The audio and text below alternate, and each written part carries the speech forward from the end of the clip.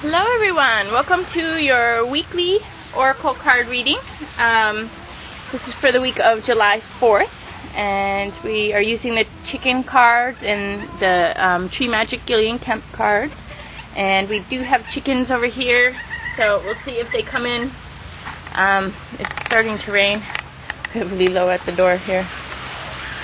And then, well, I guess they have a little overhang. Hi, Lilo! Hi! Lilo, he's the passion of heaven. His name means fire and represents passion in the Zulu language. And the Zulu people, the name the Zulu means the people of heaven. So, oh, it's starting to rain. It's so cute. You guys want to come in? You should come in. Hi, you're blocking the door. Okay, everybody come in. Stop, it's raining. Hi, Magdalene. Hi, Sina. Hi, Lisa. Dina.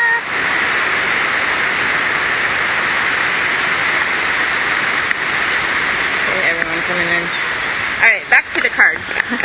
So, yeah, happy Independence Day to USA.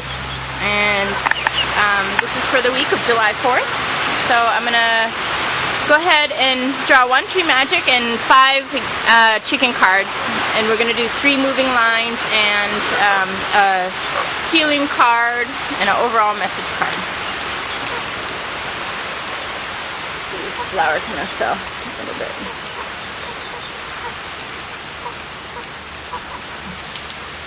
Okay, well.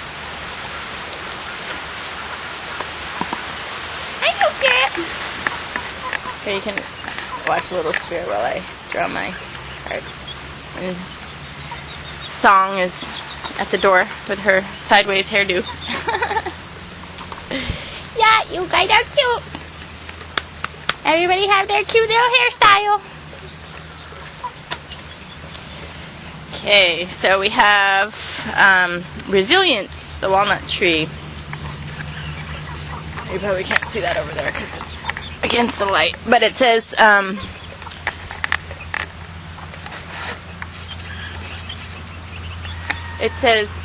rich secrets that are treasures will come as spiritual gifts, unfailing, always fertile, and persevering. The walnut tree, resilience. And this has to do with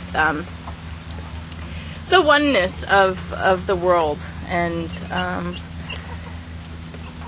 the interconnected nature of things, and really our own oneness with everything, and how we relate to the grand scheme of things.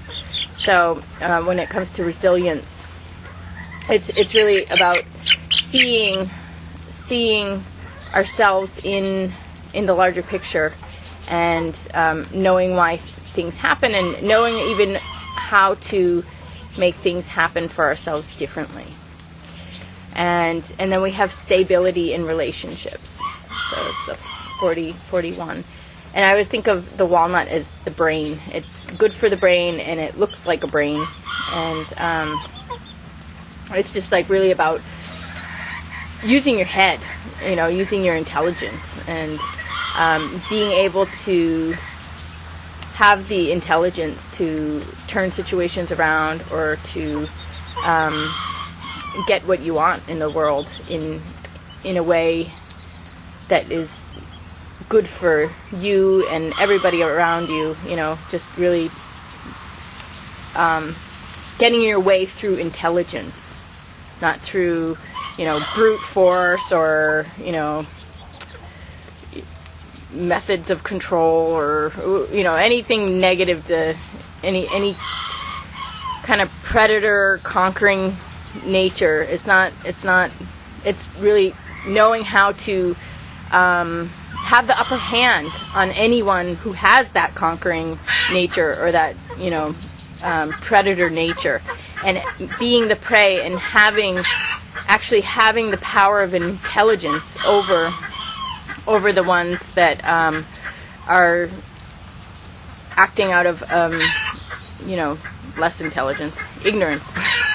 So, okay, I'm going to go ahead and draw moving lines and a healing card and an overall message.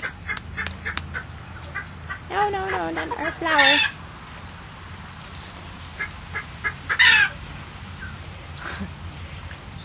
Rich secrets that are treasures. That's interesting too.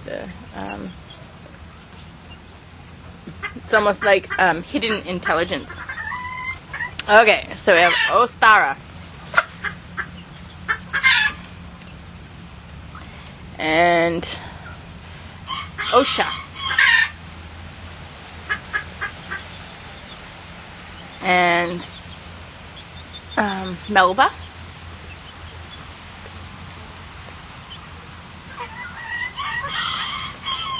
What's healing is Little Red Amore.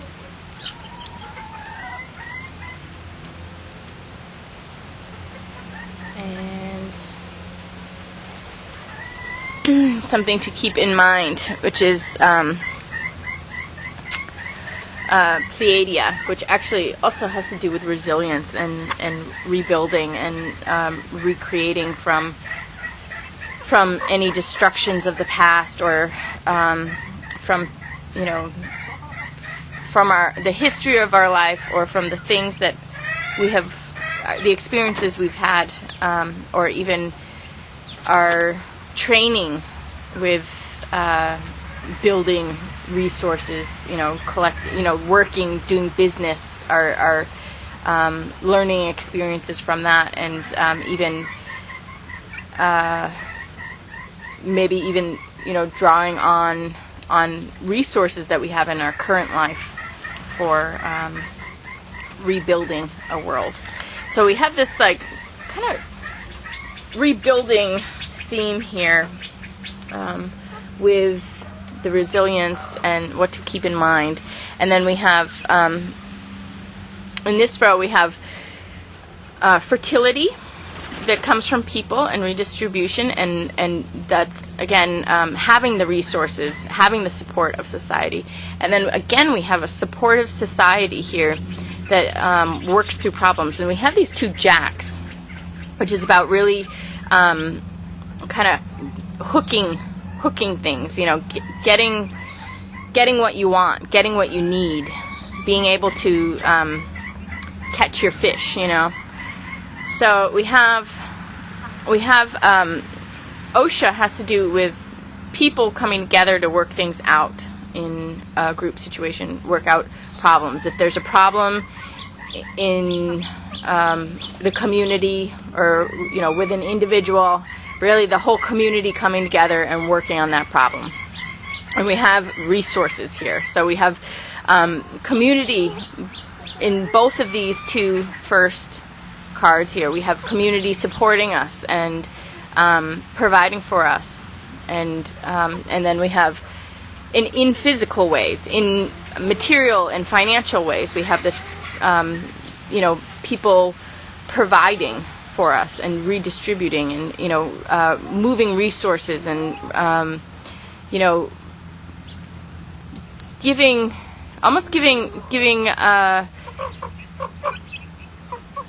people, getting justice with resources. Even it's like if somebody doesn't have enough, it moves the money or the finances from somebody who has a lot to somebody who has a little, so that there's a sharing, and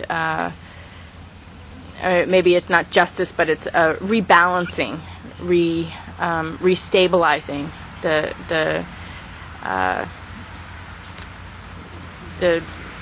resources or the finances. And then we have OSHA, which is coming together and healing problems in the community and with individuals on a community level. And then we have this chick is just sitting here. And then we have Melba here, and Melba has to do with love coming back, love returning, And this does kind of have to do with ultimately romantic love, but really social love. It's like love with people love. It could be family love. It could be friendship, friends that are like family. It could be someone who, from your past, or some type of relationship from your past that you regain again in your life. So the story with her, she went somewhere and didn't really fit in, and I sold her a while, but I kept her until the people were ready for her, and then I gave her to the people who already had bought her. But I really loved her because she bonded with me and my chicks, and so it was kind of sad giving her away. And then I heard she was horrible to all the other chickens, like really mean, going to a flock and just picking on everybody. And then so they gave her back to me, and then she was just the biggest sweetheart again, like such a lap chicken. She was not mean to any of my chickens. Like, I don't know, she had a totally different personality with this other group. And I see that's very, very true with people too. If people are in a group or a community that they just don't belong in, it changes their personality. Or if they're in a relationship with somebody that they don't belong with, it changes their personality. They might lose their personality, or they might get angry and frustrated, and they don't realize that it's because they're in a really toxic relationship. They just kind of get lost in the relationship and think that that's them, when really if they are able to break free from whatever they,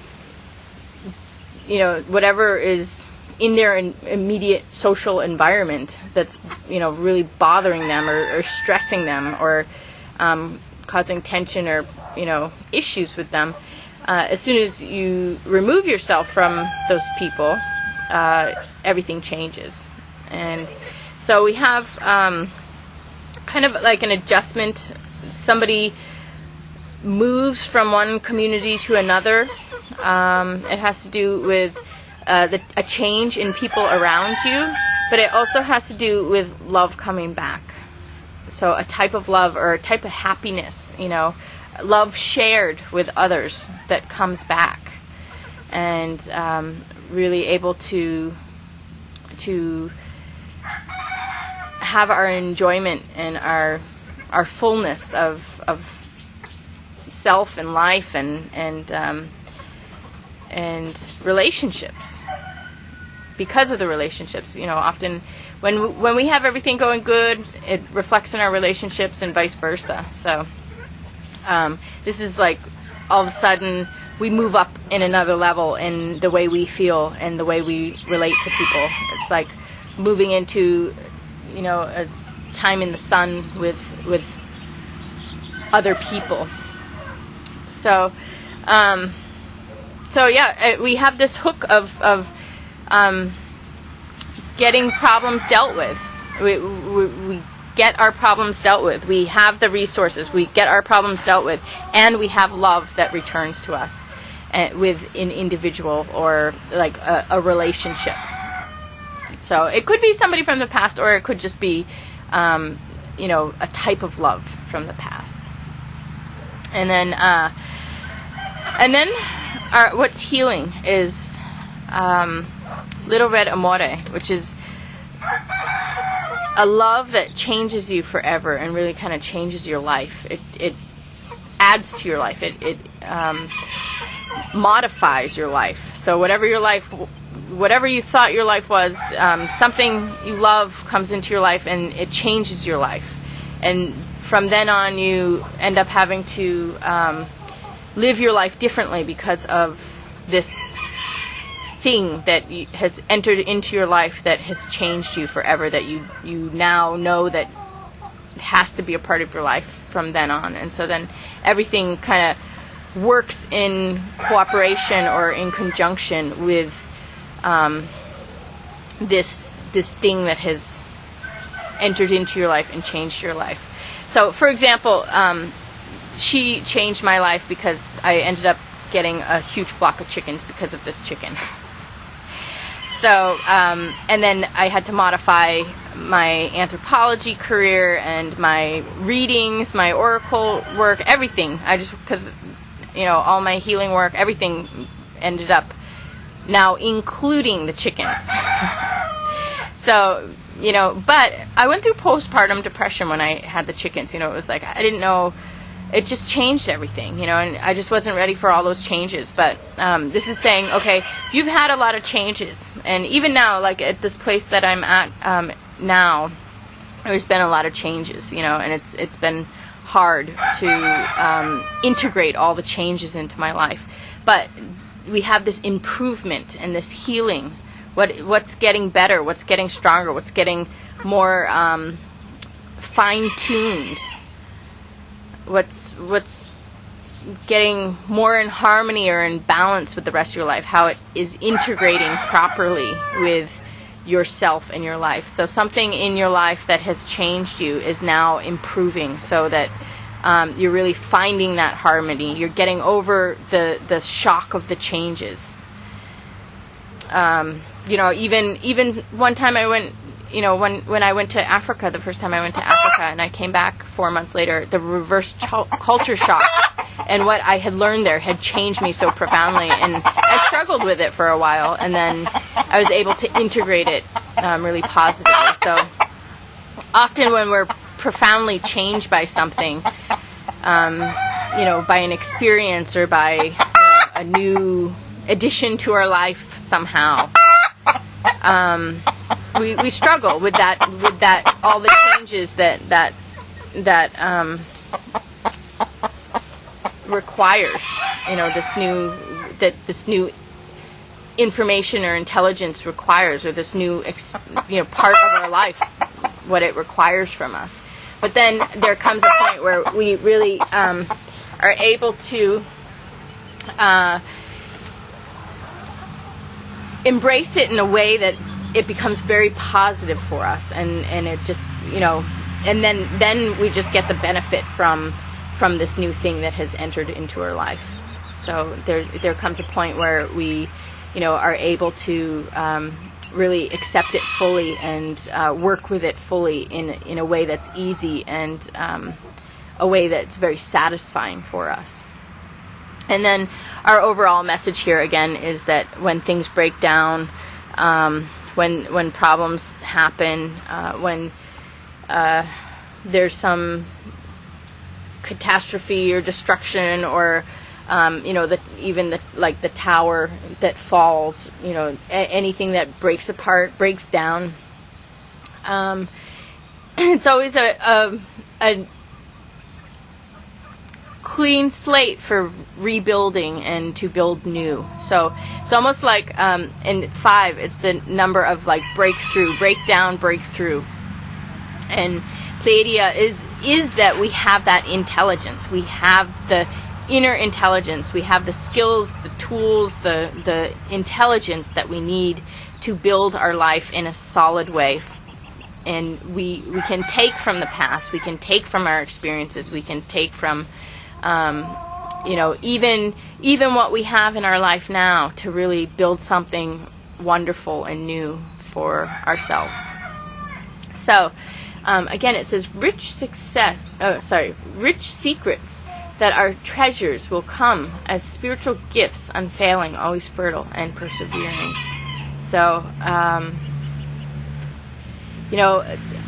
keep thinking with the secrets, it's almost like information that comes to light, information that, new knowledge, new information that is like a treasure to us and a resource for us, and gives us fertility and allows us to persevere in building and recreating our life or our dreams. So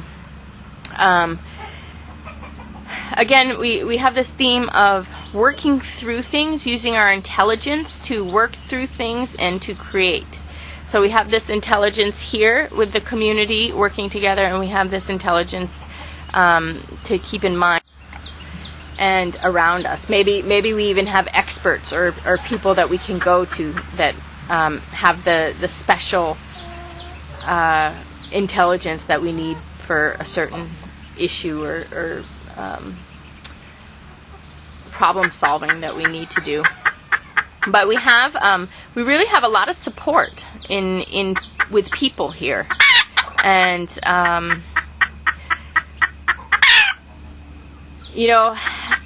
just kind of stepping back and looking at this, we have resilience in our physical world and in our social world. So we're able to really create. Looks like we're really fertile here with our relationships, with being able to have the intelligence to solve problems, with our the people around us and our solid bonds that we have with people. And then and whatever it is that has really changed us, and maybe set us back a little bit as we're adjusting for a new lifestyle. But as we have been kind of learning about our new life, or learning about whatever it is that has come into our life, we're now at this point that any issues with it are really also becoming resolved. So we have this resolution of issues both with our personal selves and what we are being called to do, what our life has become for us, really resolving personal issues with our calling and our path. And then also having issues resolved with the world around us and the community around us, both with problems and also having problems solved, but also just really having people there for us, having individuals there for us, having the group there for us, and really being able to create. And it's like we really have this incredible resilience and resources and skills and knowledge to be able to set sail in life the way we would like. So anyway, good reading. It looks like we're bouncing back here from everything, and we have our intelligence here with the walnut, and we have intelligence around us with the love and with the community, really being awake and aware together, and we have the support of community, and really we're able to fine-tune our life now and start to build something really solid for ourselves. So anyway, I hope everyone got what they needed out of this today and had a good time watching the chickens. We have Karma here. She's fluffing her feathers, and she looks a little dirty. She needs a bath. But Karma has to do with the heart being open to receive the lessons that it needs to learn, or to the heart being open to receive the gifts that one deserves from hard work, or the lessons that one needs to learn for making their lives better. And Karma has not, everybody says, oh, Karma will always, everything always comes back to people, but really, people who have their hearts closed, it doesn't really come back to people that well. I have not seen that. They're able to really thrive and function without getting touched or scraped or hurt. by anybody. And but that's when people wake up more, when we have a collective awakening, and then we're able to provide for our community and ourselves, then we can start to put people in positions where they are not so destructive. And when people are forced to look at themselves because they can't get they can't get everything they want, when they're forced to look at themselves, then they're able to start receiving their karma. They're able to start opening their heart and realizing what they really want, which is the love. So getting people to have their hearts open to love is the key for karma to hit. But unfortunately, we have a lot of karma that needs to enter into this planet. People need to start getting their lessons and even getting their rewards. So anyway, I hope everybody got what they needed out of this today. And here's our little chicken that has been joining us. Doesn't have a name, and then her friend. They don't have names.